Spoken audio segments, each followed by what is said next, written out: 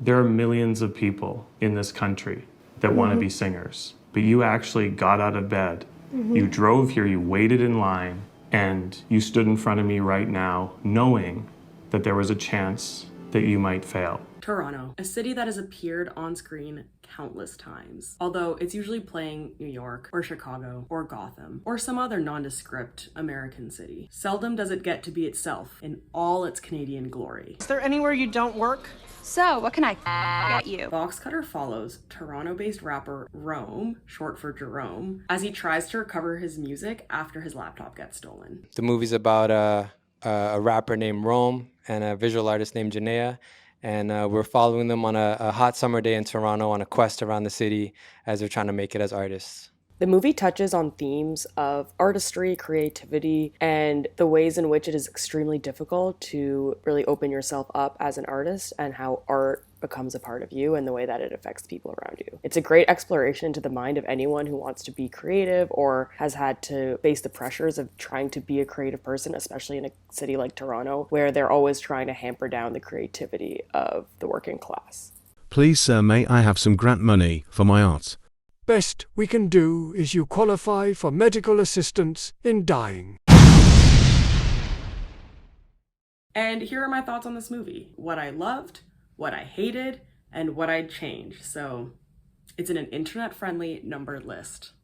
The cinematography. The film looked beautiful. It really looked as vibrant as Toronto feels when it's in the summer. I've seen a lot of Canadian films up north and in the winter, and those are beautiful films, but like I really wanted to capture like that hot summer day in the city type vibe, you know, which we all cherish so much because our winters can be quite long. Those summers in Toronto are really special. The casting director did a phenomenal job with the actors, and each one of them really brought their own flair to the role, and it honestly felt like they were playing themselves. What would you do if I fell on the tracks? If you could, you would jump in front of the train to stop it from hitting me, because you know how promising my career is going to be. No.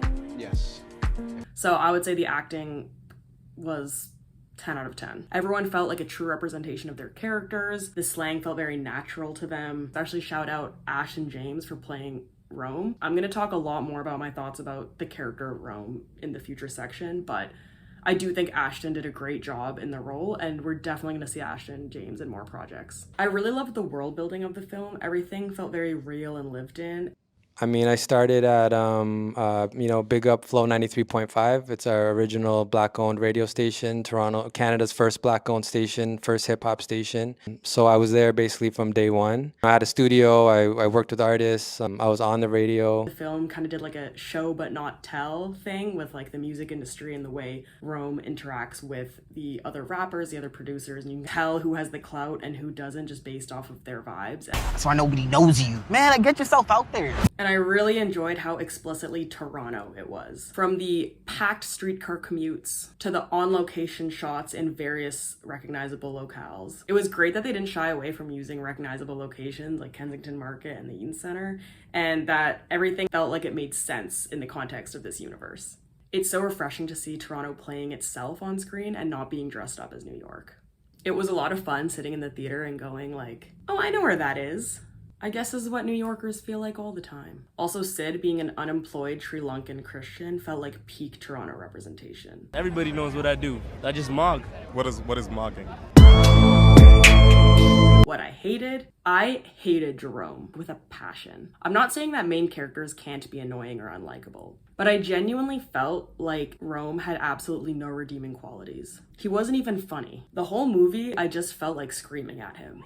I was kind of getting triggered while watching Jerome. The thing is, I know 10 Jeromes. This sort of, I want to be an artist, but I'm not actually doing anything to achieve it, is a very common trope in Toronto. People who are the unfortunate mix of being both too self-conscious to publish, while also being too pretentious to enjoy other people's work. So they spend all of their time judging the people who do put themselves out there. I've been in this industry for a long time, and the number one thing that shows me that someone's going to succeed is if they're willing to take that risk, to put themselves out there and to give it a shot, even though it might not go their way.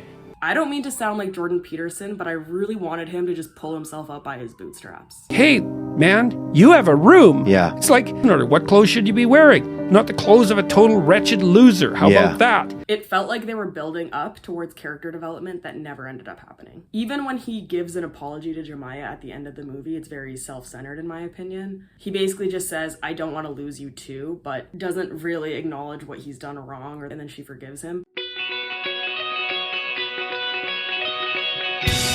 Expecting to get paid to rap when you don't even know how to do a sound check, it just made Jerome come off as like an entitled person. Check. Louder. Spit something, all right? What do you mean?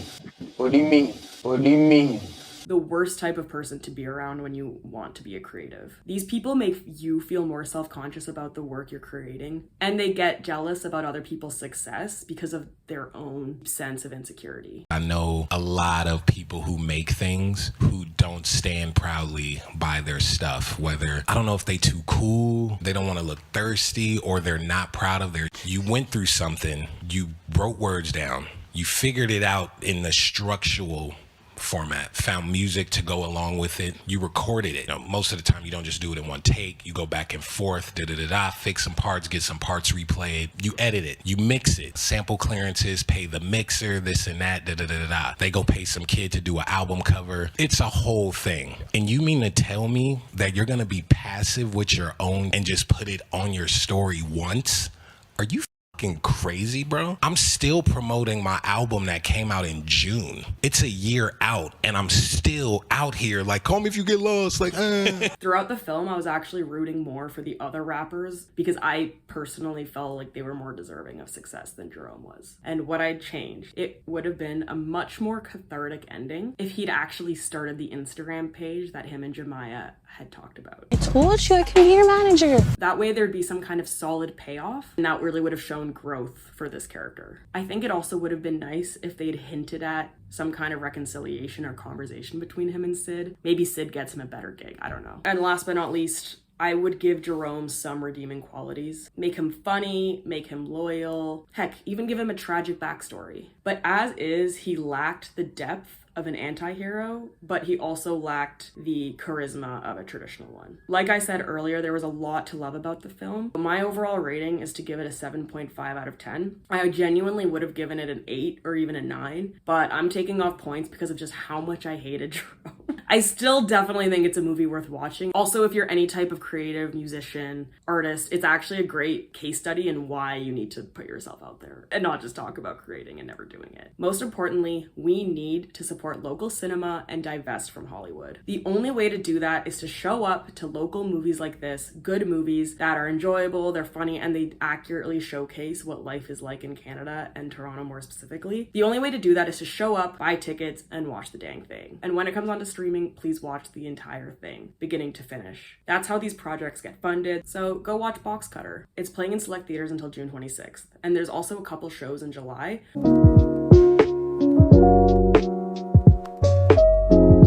I'll put a link in my description with more information on where and when you can watch this movie. Please don't forget to like and subscribe to the channel. I create videos and video essays about Canadian specific topics. I post monthly or whenever I can.